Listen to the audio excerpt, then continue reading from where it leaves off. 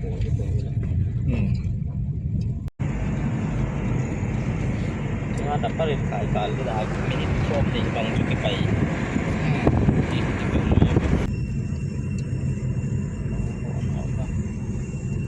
ขายน้ำมันเนาะ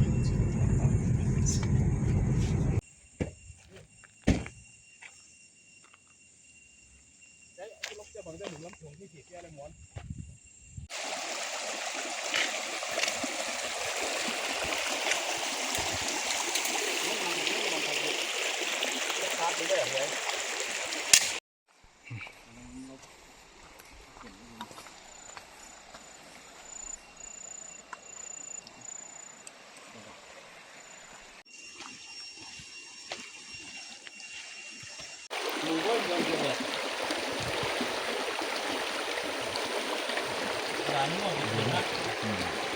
ถ้ามาควรอย่าโม่ปลาบัว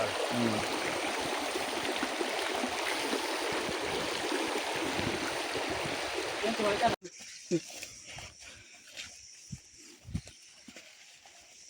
นี่คือบางขัดเสียงกินหมดยัง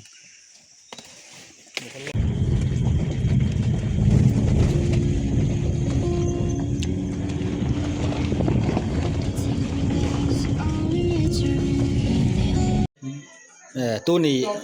งามัดใหญ่จะเจ้าขี้มันเจ้างาบกงาบกเลียนเป็ดมา